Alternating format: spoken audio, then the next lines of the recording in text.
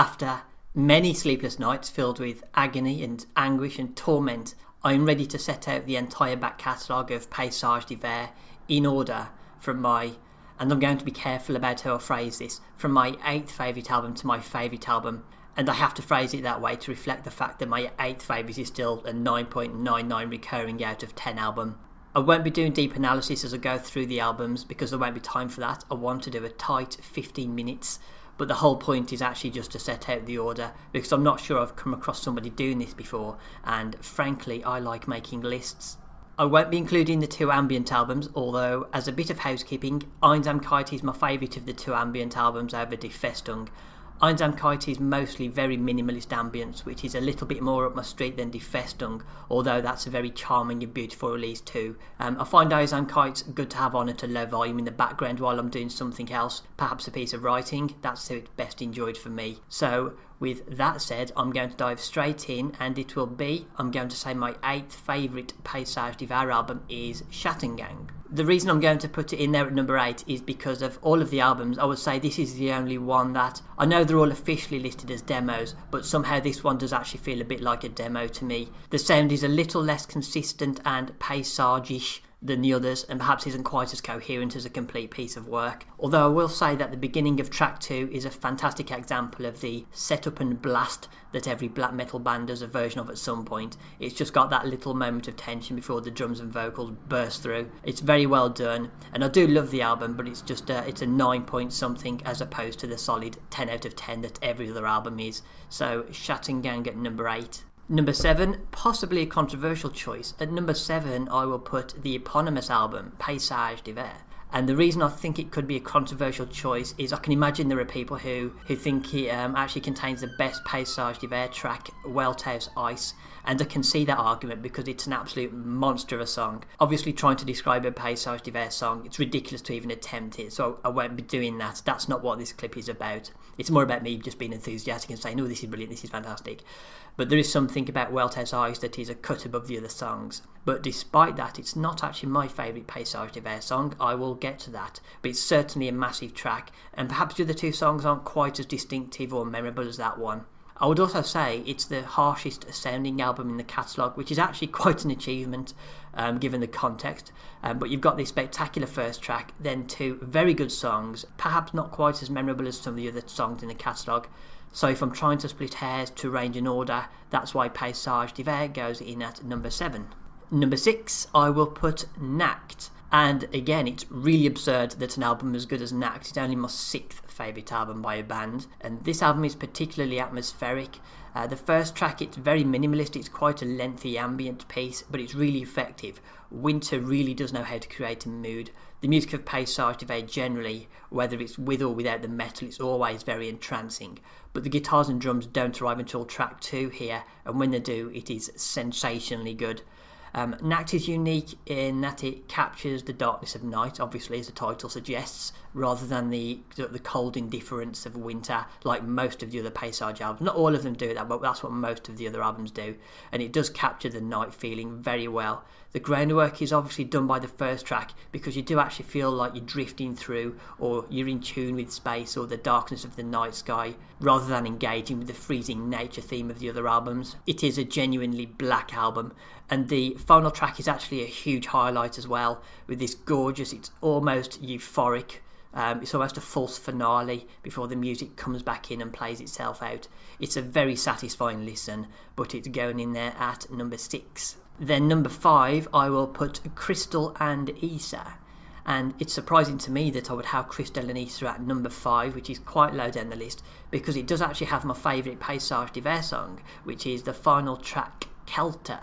There's just something about Kerker, this final track, I can't get enough of it. It just appeals particularly strongly to me. I'm not sure it would be everybody's favourite song, but it's actually, I like making lists. This is actually one of my 10 favourite songs of all time, not to overhype it or anything. And again, the whole album's fantastic. The one slight thing, if you're trying to find microscopic reasons to separate the albums, This one starts off, I think it's actually the only one that starts off like hitting the ground running, like you're halfway through a song almost. It hasn't got that little bit of breathing room at the beginning where the first song is carefully set up. Most of the other albums have got that little bit of ambience before the first track kicks in. Even Welthouse Ice on the Paysage Die Festung album, that sort of goes straight into the song, but it still has a little moment before the song explodes into life. And in the context of these albums, it feels a little bit less considered for it, just that small choice. And Isa isn't quite as awe-inspiring as some of the other opening tracks, even though it's a stellar track. And it's one of the shorter albums too, so even though it's awesome and the ambient moments are all perfectly executed as well, and the album flows beautifully, and obviously it finishes with one of my favourite songs of all time, it still feels comparatively slight just compared to the other albums, which is why I'm actually going to put it there at number 5. So, doesn't get any easier, but at number 4 I'm actually going to put Steineiche. Now this is the first album he releases, and the first song, Die Baumfrau. There's so many songs that feel important in the Paysage back catalogue, and this is another one. The first track is so good, it's so creative, it's so unique.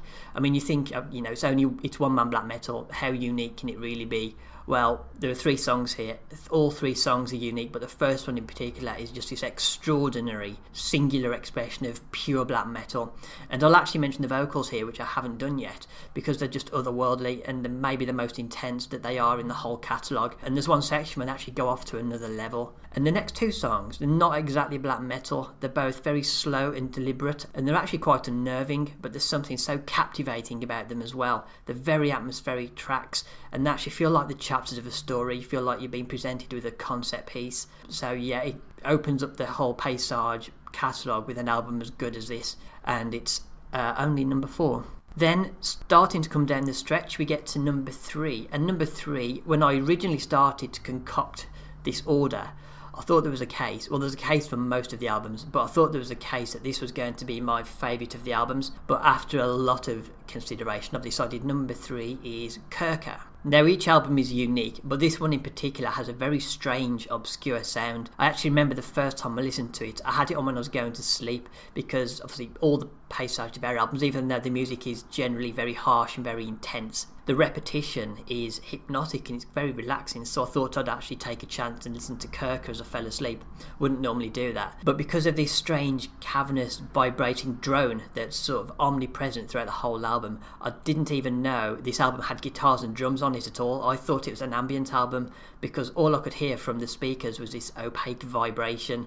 So it was actually quite surprising when I listened to it properly the next day. I realised there were actually songs in there hidden behind the wall of distortion, and not only were there songs, but they were astonishingly good songs as well. It's just 2 songs that are separated or even conjoined by a couple of idiosyncratic ambient pieces. And I'll make the point that the final track, which as soon as it's finished I'll usually go back and give it another spin because it's so good, it's called Gang. It's another superior song, and like I said, it's got this obscure sound that's just unlike anything I've ever heard before. Even by the standards of cult black metal, it's a strange sounding album, but the album's so complete and it's so satisfying. Again, I'm descending into all those words: fantastic, amazing, brilliant. You can't explain the genius behind an album like this, you have to experience it yourself. I presume most people, if anybody's actually listened to this, I'm sure quite familiar with what I'm talking about.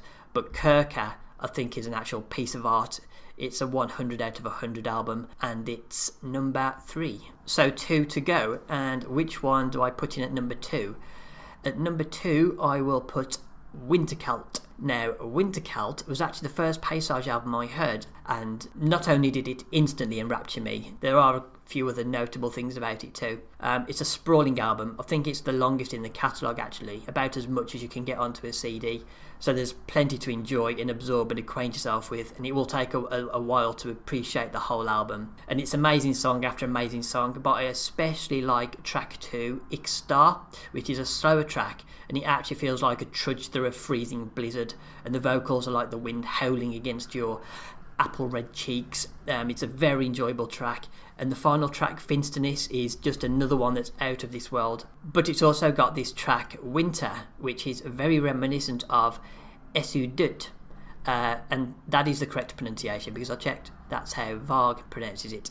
So there's an echo of Esudut from the Philosophum album in the main riff, so it is perhaps a nod or even a tribute to Burzum, and it feels monumental. If you didn't know, it had this reverent connection to Burzum, well, I'm claiming it has a reverent connection to Burzum, you would still listen to it and feel that it's an important track. There's just something about the way Winter, Tobias Muckle, writes his songs. Every song, every riff feels important, but there's something extra special about the Winter song. And with the link to his name, it could actually be something of a calling card. And Winterkaelte, I would actually say, if somebody's never heard Paysage Die before, even though I'm putting it at number 2 rather than number 1, I would say this is the one to recommend to people. It was the first one I heard and it instantly grabbed me, but there's also something very representative about what Paysage Die does generally. It's a proper wintry album and it's incredibly strong all the way through, and it's got these highlights dotted about, particularly Finsternis and Ixtar and Winter. Well, basically the whole album's a 90-minute highlight, and yet I haven't put it at number 1, which has of course been reserved for Das Tor. So I have to offer the calculation for why I've picked Das Tor over all these other albums that I can't possibly praise any higher. And the reason, well, one of the main reasons is the opening track, Offenbarung. So, you're Tobias Muckle, you've already made 7 stunning full lengths, not counting the splits and the ambient records. You've got songs as good as Veldhaus Eyes and Kaelte and De Bornfrau and Gang, all these songs, other songs as well. Lesser people might run out of creative energy, especially with Dark Space on the side. And then you drop Offenbarung, which, now I've said Kaelte is my favourite song because it particularly appeals to me, but if I'm trying to be objective, Offenbarung is in my opinion the best song in the whole catalogue. If you've got one album, I would say yes, Winterkaelte's the album to give to somebody who wants to give Paysage Die a chance. But if you've got one song, this is the song. There's just something about the way Tobias Muckle makes music. I guess it's actually a lesson learned from probably Burzum, especially with the song. There's actually 2 songs that come to my mind when I listen to Offenbarung. One is Domination by Hate Forest, and the other is Det Schattengang by Burzum. But Burzum is obviously the really strong influence. And one of the things that makes Burzum so good is that Varg makes his point in his own time, and his timing is perfect, and that's what I think when I listen to Offenbarung. The song moves from section to section at the perfect moments. Each section runs for the perfect amount of time before the next one comes in. And that's particularly true when the piercing lead appears around 8 or 9 minutes in. I'm saying 8 or 9 minutes, I might be a little bit off with that. But when it comes in, you'll know what I'm talking about. When it comes in, it creates an actually transcendental moment. I do feel like I've left my body when I listen to this song, and when that moment arrives, it's perfect, and the whole passage lasts for just the right amount of time, and every time the lead restarts, this piercing lead, it's just a few notes, but every time it starts again, it feels like it's the first time, and it feels fresh, and it's exhilarating, and when the passage finally comes to an end, it's the right time to end it. I feel like Winter might have learned that from a song like Det Schattengang, where it's just so well balanced and well paced, and you couldn't feel more satisfied when Offenbarung eventually ends. It just takes you off to another realm, and it's just inspiringly good. And then Muckle follows that up with Nacht de Schicksal, which obviously can't be quite as good as Offenbarung, but it's about as close as you can get. It instantly feels important, yet again use that word, important, when the opening riff gets started. So it's a 1-2 of incredible songs. Then you've got a slightly slower song which allows you to sort of catch your breath before the amazing finale. But again, you can't describe the experience, you have to listen to the album to understand how good it is. And something that's just struck me, I didn't get to Paysage Die until I was already very familiar with Dark Space, and I wasn't interested in listening to Paysage because I thought, well, I understood it was a side project of one of those musicians, and I didn't really know which band came first, but I thought surely All the Best of Us got to be in Dark Space because Dark Space is just ridiculously good anyway. So you think, well, perhaps he's got just a few riffs that don't really work in the context of Dark Space, so he probably just uses them upon his side project. Couldn't be any more wrong. The project is just too good. But anyway, on balance, when I go through all of the albums, the reason Das Tor gets to be number 1 is because it has got what I think is objectively the best Paysage song, and it's backed up by another magnificent song, and it's an incredibly strong album. It's very satisfying, and I feel like it's an album that not just black metal fans can enjoy, as long as people are a little bit open-minded and they can get past the production, which obviously might throw a lot of people. They would really get something out of it. So yeah, Das Tor is in my view the number 1 Paysage Die album. I hope there will be another album in the future. Obviously at the time of making this clip he's just released another Schnee as part of a split. It would be nice to have all of the Schnee tracks on a single Paysage Die release. I'd love to get that. One of my a minor extravagance of mine is that I do own all of the Digipack CDs, and I would recommend anybody who hasn't got them, treat yourself, get yourself the entire back catalogue. They're beautiful pieces, and you're not going to have a better set of CDs in your collection than this. It doesn't get any stronger.